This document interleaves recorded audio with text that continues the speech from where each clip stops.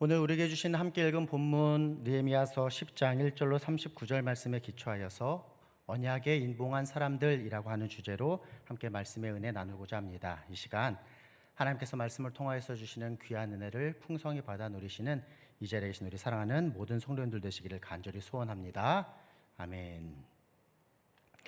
우리가 이 여름 수요 말씀과 기도 집회 시간을 통하여서 계속해서 살펴보고 있는 오늘 본문이 포함되어 있는 느헤미야서 말씀은 회파된 예루살렘 성벽을 지도자 느헤미야를 중심으로 다시금 세우는 즉 중수하는 내용을 기록하고 있습니다. 역사를 한번 생각해 볼까요? 주전 586년으로 가볼 때에 바벨론의 느부갓네살 왕이 예루살렘을 공격함으로 남유다 왕국도 멸망당하게 됩니다. 역대하 36장 19절 말씀에 기초해서 생각해 볼 때에 이와 같이 남유다 왕국이 멸망당할 때 하나님의 성전은 불살라졌고 예루살렘의 성벽은 허물어졌습니다. 그런데 그로부터 70여 년의 시간이 흐른 후 포로 생활로부터 돌아와서 스룹바벨과 예수아를 중심으로 성전 건축이 시작됩니다. 그러나 방해자들로 인하여서 공사가 중단되자 선지자 학개와 또 스가랴의 예언에 기초하여서 다시금 성전 건축이 진행되어서 마침내 주전 516년에 성전이 봉헌됩니다. 남유다 왕국이 멸망한 지 70여 년이 흐른 후의 내용입니다. 또 그로부터 70여 년이 흘러서 페르시아 왕의 술 맡은 관원이었던 이 느헤미야를 지도자로 하여서 주전 445년에 마침내 예루살렘 성벽 중수의 역사 또한 이루게 됩니다. 살펴본 바와 같이 우리는 이처럼 느헤미야서 말씀을 회파된 예루살렘 성벽을 지도자 느헤미야를 중심으로 그 성벽이 중수되었다라고 하는 내용으로 정리해 볼 수 있습니다. 그런데 이처럼 느헤미야서를 단지 예루살렘 성벽을 중수했다라고 하는 내용으로만 정리한다면, 그렇게 생각한다면 이 느헤미야서 말씀은 느헤미야 6장에서 끝나도 괜찮았을 것입니다. 느헤미야서 6장 15절 16절 말씀이 다음과 같기 때문입니다. 우리 스크린에도 있을 터인데 한번 보겠습니다. 느헤미야서 6장 15절 16절입니다. 성벽 역사가 52일 만인 엘루럴 25일에 끝나매 우리의 모든 대적과 주위에 있는 이방 족속들이 이를 듣고 다 두려워하여 크게 낙담하였으니 그들이 우리 하나님께서 이 역사를 이루신 것을 알미니라. 아멘. 느헤미야를 지도자로 하여서 예루살렘 성벽 공사가 시작한 지 52일 만에 완공되었다라고 느헤미야서 6장 15절 16절에서 기록합니다. 그런데 말씀드린 바와 같이 느헤미야서는 이 6장 15절 16절에서 끝나지 않습니다. 쭉 진행되어서 오늘 본문인 느헤미야서 10장 말씀도 있고요, 느헤미야서는 13장까지 내용이 이어집니다. 그렇다면 예루살렘 성벽 역사가 끝났다라고 하는 느헤미야서 6장 이후에 느헤미야서에서 기록하고 있는 말씀의 내용은 무엇일까요? 6장 이후에 7장 말씀을 보면 포로에서 귀환한 귀한 자들의 명단을 기록합니다. 다시 말씀드립니다. 포로에서 귀환한 귀환자들의 명단, 즉 사람들에 대해서 기록합니다. 그리고 8장의 말씀을 보면 일곱째 달 초하루 모든 백성이 수문 앞 광장에 모여서 다음과 같은 일이 있었다라고 기록합니다. 8장 1절로 3절인데요. 우리 또 스크린을 보며 함께 읽어보면 좋겠습니다. 느헤미야서 8장 1절로 3절입니다. 이스라엘 자손이 자기들의 성읍에 거주하였더니 일곱째 달에 이르러 모든 백성이 일제히 수문 앞 광장에 모여 학사 에스라에게 여호와께서 이스라엘에게 명령하신 모세의 율법책을 가져오기를 청하매 일곱째 달 초하루에 제사장 에스라가 율법책을 가지고 회중 앞 곧 남자나 여자나 알아들을 만한 모든 사람 앞에 이르러 수문 앞 광장에서 새벽부터 정오까지 남자나 여자나 알아들을 만한 모든 사람 앞에서 읽음에 뭇 백성이 그 율법책에 귀를 기울였는데가 8장 1절로 3절 말씀입니다. 오랫동안 율법을 알지 못했던 포로에서 돌아온 이스라엘 백성들은 이제 수문 앞 광장에서 새벽부터 정오까지 선포된 하나님의 말씀에 귀를 기울입니다. 레위 사람들은 이 율법의 뜻을 또 백성들에게 해석해주는 역할을 감당합니다. 이와 같은 율법 낭독의 역사를 통하여서 이스라엘 백성은 예배로 또 깨달음과 회개로 나아갑니다. 백성들이 율법의 말씀을 듣고 다 울었다라고 8장에서 기록합니다. 그런데 지도자인 느헤미야는 그들에게 근심만 하지 말고 이웃과 음식을 나누며 여호와로 인하여서 기뻐하라라고 권합니다. 그리고 8장의 내용은 다음과 같이 마무리되는데요. 백성들이 초막절이 다가옴을 깨닫고 나뭇가지를 모아다가 각처에서 초막을 짓게 됩니다. 그리고 초막절을 지키게 되는 것이죠. 본문 앞 9장의 내용을 살펴보면 다음과 같습니다. 이제 8장에서 일곱째 달 초하루 7월 1일이었는데요. 일곱째 달 수무 나은 날에 다음과 같은 역사가 있었다라고 기록합니다. 9장도 우리 1절로 3절 말씀 스크린 보면서 같이 한번 읽어보도록 하겠습니다. 읽습니다. 그달 수무 나은 날에 이스라엘 자손이 다 모여 금식하며 굵은 베옷을 입고 티끌을 무릅쓰며 모든 이방 사람들과 절교하고 서서 자기의 죄와 조상들의 허물을 자복하고 이날의 낮 4분의 1은 그 제자리에 서서 그들이 하나님 여호와의 율법책을 낭독하고 낮 4분의 1은 죄를 자복하며 그들이 하나님 여호와께 경배하는 데가 9장의 내용입니다. 일곱째 달 수무 나은 날 7월 24일 날 이러한 일이 있었다라고 기록합니다. 시기를 살펴보면 다음과 같습니다. 초막절이 7월 15일에 지키라라고 명해지는데요. 7월 15일에 성회로 모이고 이 초막절은 7일간 절기를 지킵니다. 그리고 이후에 8째 날에도 성회로 모였다라고 8장 마지막 절에서 기록하고 있습니다. 그러면 8월 24일은 어떠한 날입니까? 초막절을 지키고 그 초막절의 성회가 끝난 다음 날 백성들은 다시금 여호와 앞에 나와 금식하면서 자기들과 조상들의 죄를 회개하였다라는 것이 9장의 내용인 것입니다. 그리고 9장의 내용은 다음과 같습니다. 레위 사람들은 이제 천지창조로부터 시작하여서 지금에 이르기까지 이스라엘의 오랜 역사를 요약하고 서술하면서 그 놀라운 역사를 이루신 하나님의 능력과 은혜를 찬양하고 오직 주만 하나님 여호와이시다라고 고백하는 것입니다.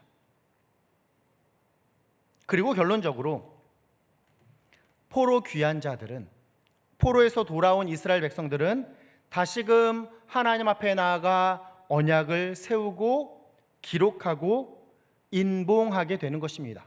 본문의 바로 앞절입니다. 9장의 마지막 38절 말씀은 다음과 같습니다. 한번 보겠습니다. 우리가 이 모든 일로 말미암아 이제 견고한 언약을 세워 기록하고 우리의 방백들과 레위 사람들과 제사장들이 다 인봉하나이다 하였느니라. 아멘. 방금 읽은 느헤미야 9장 38절 말씀은 히브리 성경에서는 10장 1절 말씀으로 구분되어 있습니다. 그리고 이 내용, 즉 하나님과 언약을 세워서 그 언약을 기록하고 이제 서명 날인하는 것과 같이 인봉한 자인 방백들, 즉 정치인과 백성의 우두머리들, 또 레위 사람들, 또 제사장들에 대한 기록이 오늘 본문의 앞부분인 느헤미야서 10장 1절로 27절 말씀의 내용이 되는 것입니다. 본문으로 돌아와서 살펴볼까요? 우리 성경을 읽으면서 느헤미야서 10장 1절로 27절까지 어떻게 읽었습니까? 한 3명씩 이름을 저와 우리 성도님들이 번갈아 가면서 이렇게 운율에 맞듯이 마치 운율에 맞춘 것처럼 이렇게 읽었는데요. 본문의 앞부분인 1절로 27절 말씀을 조금 더 자세히 설명하면 다음과 같습니다. 1절 말씀은 언약에 참여한 정치인인 총독 느헤미야와 시드기야를 언급합니다. 다음 두 번째로 2절로 8절까지의 말씀은 이 언약에 참여하고 기록하여 인봉한 21명의 제사장들의 이름을 기록하고 있습니다.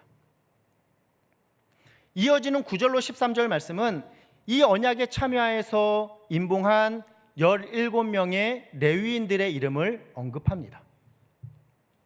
그리고 마지막으로 14절로 27절까지의 말씀은 이 언약에 참여하여서 임봉한 백성의 우두머리 44명을 언급하고 있습니다.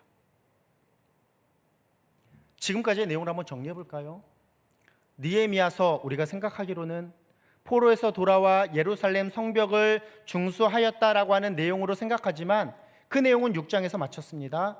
7장에서 포로 귀환 자들의 명단이 기록되고 8장과 9장에서는 이들이 하나님 앞에 어떠한 모습을 가졌는지를 기록하며 이제 10장에서는 다시금 하나님과의 언약을 세워서 기록하고 인봉한 자들의 이름을 기록하고 있습니다. 그러면 지금까지의 내용을 통하여서 얻게 되는 오늘 본문을 통한 첫 번째 교훈이 무엇이겠습니까? 바로 예루살렘 성벽을 다시금 건축했다라는 것은 매우 중요한 의미를 갖지만 이것보다 더 중요한 것은 바로 그 안에 사는 사람들, 즉 하나님의 선택을 받고 하나님의 은혜를 깨달아 하나님의 율법을 따르며 하나님께서 주시는 그 꿈을 꾸며 사는 사람들이 더 중요하다라는 사실을 우리에게 교훈하여 줍니다.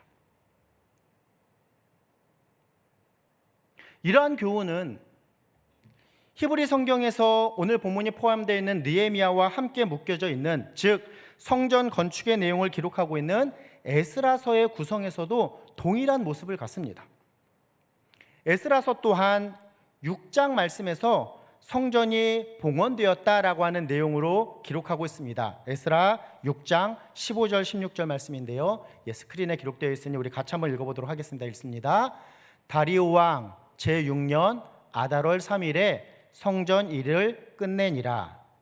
이스라엘 자손과 제사장들과 레위 사람들과 기타 사로잡혔던 자의 자손이 즐거이 하나님의 성전 봉헌식을 행하니. 아멘.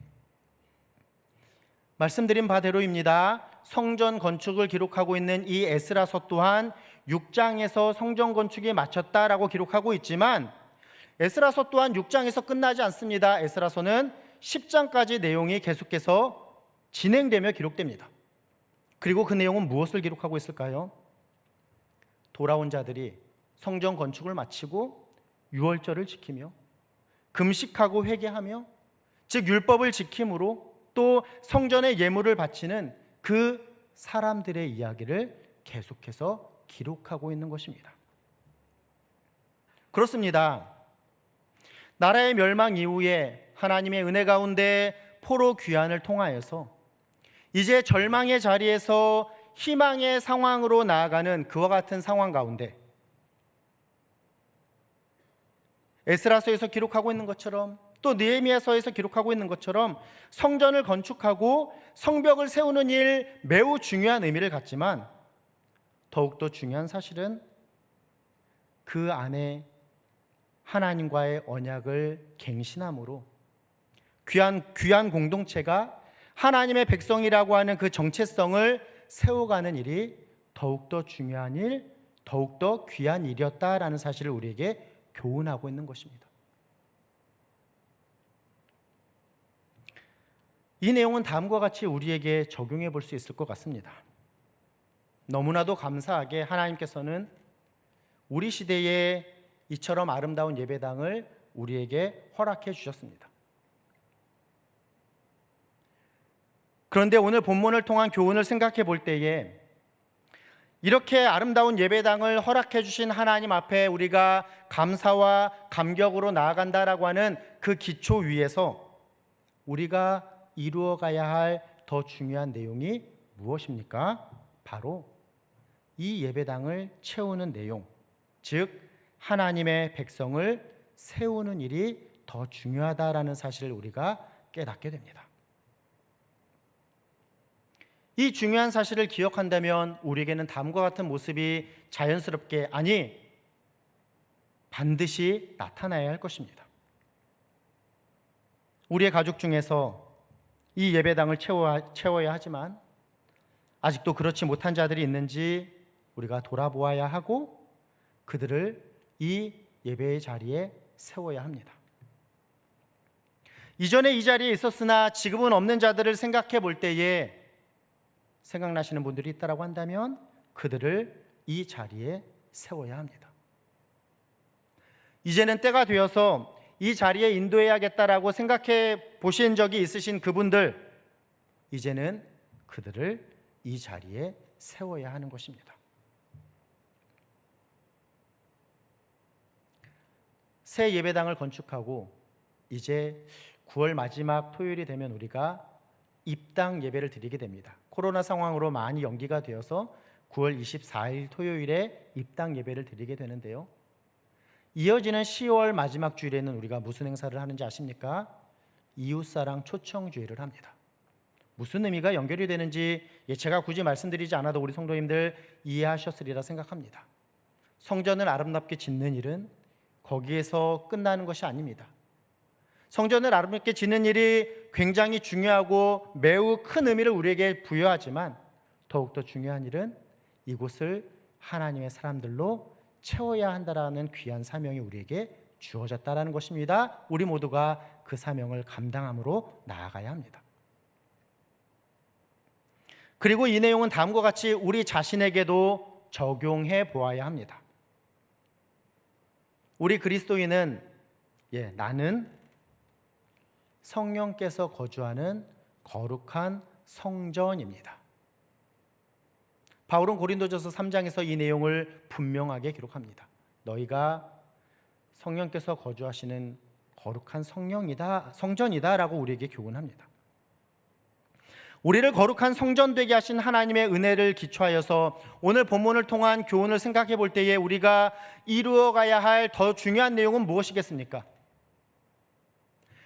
다른 누군가는 속일 수 있어도 하나님은 속일 수 없다라는, 즉 하나님 앞에 드러나는 우리 내면의 진실함의 모습을 우리가 점검해 보아야 한다는 것입니다. 수요일 8시면 나는 예배드리러 간다라고 하는, 이 자리에 있다라고 하는 그 외적인 모습으로 우리가 만족하는 것이 아니라 중심까지도 보시는 하나님 앞에 그 내적인 진실함에 기초하여서 진정한 신앙, 진정한 예배의 모습이 우리의 모습인지, 이러한 모습으로 우리가 하나님 앞에 나아가는 자들이 되어야 한다라는 것이죠. 이 자리에 계시는 저와 사랑하는 우리 성도님들 모두가 중심을 보시고 하나님께서 인정하시는 참된 신앙인, 참된 예배자 되시기를 간절히 소망합니다. 다음으로 오늘 본문의 뒷부분 28절로 39절까지의 말씀 가운데 뒷부분을 시작하는 28절로 29절 말씀은 이와 같이 하나님 앞에 내적인 진실함을 가진, 즉 앞부분인 1절로 27절에서 언급한 언약을 기록하고 임봉한 자들 외에 더하여서 언약에 참여한 자들의 모습을 기록하고 있습니다.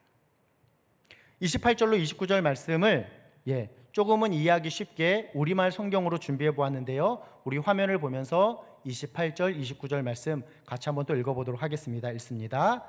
이 밖에 그 나머지 백성들, 곧 제사장들, 레위 사람들, 성전 문지기들, 노래하는 사람들, 느디님 사람들, 또 하나님의 율법을 위해 다른 민족들과 스스로 구별한 모든 사람들과 그 아내들과 그 아들, 딸들, 지각과 통찰력이 있는 사람들 모두가 그 형제 귀족들과 마음을 같이해 하나님의 종 모세를 통해 주신 하나님의 율법을 따르고 우리 주 여호와의 모든 계명과 규례와 율례를 잘 지키기로 맹세했으며 그것을 어기면 저주를 달게 받겠다고 맹세했습니다. 아멘.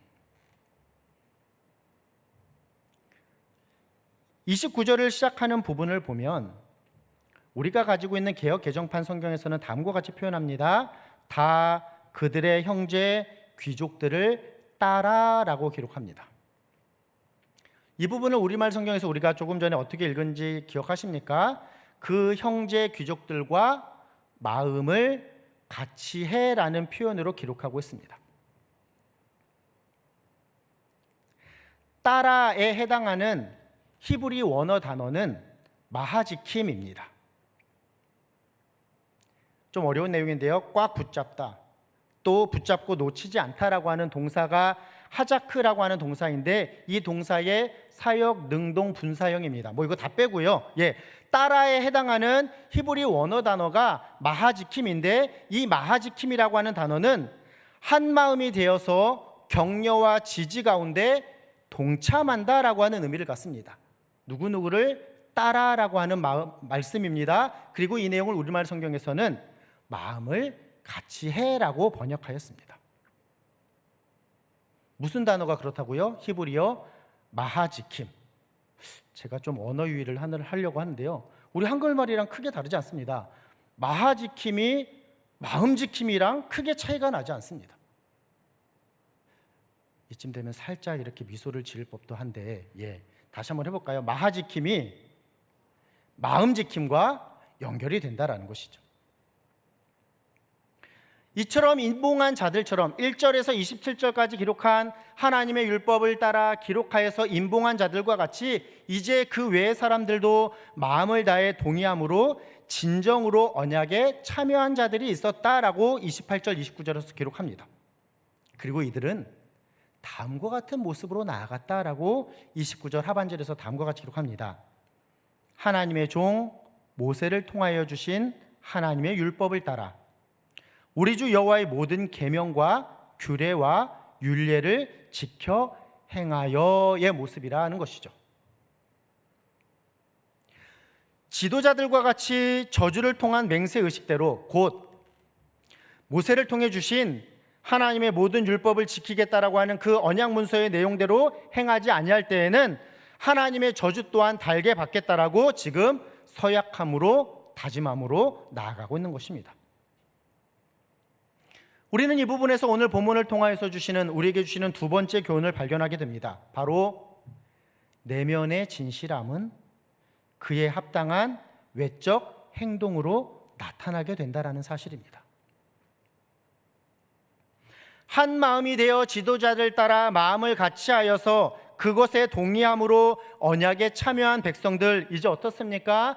하나님께서 모세를 통하여서 주신 그 율법대로 행하는 모습으로 살아가겠다라고 그들 또한 서약함으로 나아가고 있다라는 것이죠. 그리고 이제 남은 본문의 나머지 부분인 30절로 39절의 말씀은 이들이 다음과 같이 행하겠다라고 하는 맹세한 율법들의 내용을 5가지 정도로 요약해서 기록하고 있습니다. 첫 번째는 30절에서 기록하고 있는 것처럼 결혼과 관련한 맹세입니다. 결혼에 관한 이 첫 번째 맹세는 다음과 같은 의미를 갖습니다. 이방 민족과의 결혼이 이제 포로에서 돌아온 귀한 공동체의 어떠한 정체성을 세워가는 데 있어서 큰 위협이 되었기 때문에, 심각한 문제를 야기할 수 있었기 때문에 이방 민족과의 결혼을 금하겠다라고 그들은 맹세합니다. 그리고 이 내용은 하나님께서 모세에게 주신 율법 가운데도 기록된 내용이었습니다.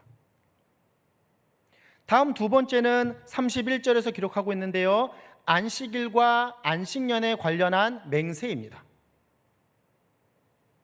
포로에서 돌아왔더니 그곳에 살고 있었던 사람들이, 즉 이방인들이, 그 땅 백성들이 안식일에 곡물이나 또 물품들을 파는 일을 행한다 하더라도 우리는 귀한 공동체로서 하나님의 거룩한, 즉 하나님의 구별하신 안식을 지키겠다, 안식에 동참하겠다라고 하는 맹세인 것입니다.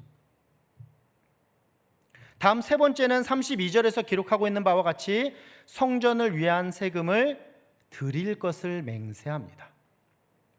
매년 3분의 1 세겔씩 자발적으로 성전을 위한 일에 드리기로 맹세하고, 이어지는 33절 말씀은 이 돈이, 이 성전을 위하여서 드리는 돈들이 어떠한 용도로 사용되는지를 자세히 기록하고 있습니다.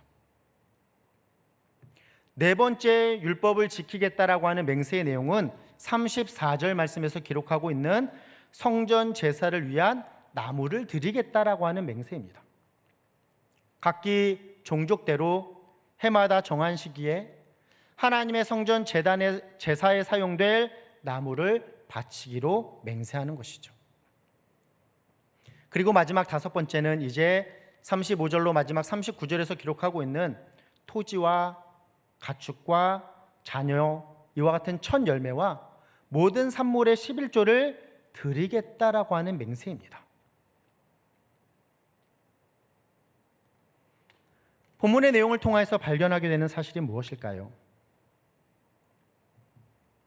마음을 다하여 한 마음이 되어서 자원함으로 언약에 참여한 백성들은 하나님께서 모세에게 주신 율법대로 행하겠다라고 서약함으로 이제 그 마음의 진실함을 그에 합당한 행동으로 나타내는 삶으로 나아가는데, 구체적인 모습은 바로 하나님께 드리는 모습이었습니다. 이러한 내용을 정리해 볼 때 앞에서 본문의 두 번째 교훈을 다음과 같이 말씀드렸습니다. 내면의 진실함은 그에 합당한 행동으로 나타나게 된다라고 말씀드렸는데요, 본문이 전하는 진정한 의미를 생각해 볼 때에 이 두 번째 교훈은 다음과 같이 더욱더 구체적으로 적용해 볼 수 있습니다. 우리 신앙의 진실함의 모습은 하나님께 드리는 모습으로 나타난다라는 것입니다.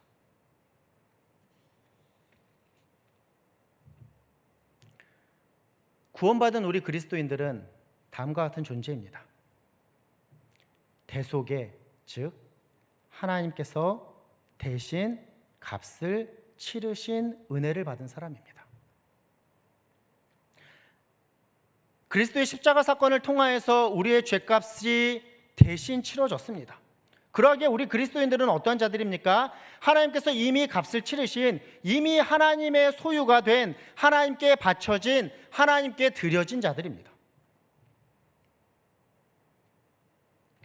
오늘 본문의 말씀에서 등장하는 자들 어떤 자들입니까? 나라의 멸망 후에 하나님의 은혜로 포로에서 귀환한 귀한 공동체가 이제 하나님의 백성이라고 하는 이 정체성을 세우고자 하나님의 율법을 지키겠다는, 하나님께 구체적으로 드리는 삶을 살겠다는 것을 맹세함으로 나아가는 것과 같이, 영원히 죽을 수밖에 없었던 우리를 구원하여 주셔서 자녀 삼아 주신 그 하나님의 은혜를 경험한 우리 그리스도인들 또한 하나님 백성의 정체성을 나타내는 삶을 살아가야 할 것입니다. 그런데 진실함으로 하나님의 율법을 지키는, 진정으로 하나님께 드리는 신앙에 합당한 삶을 살아가야 한다라는 것입니다.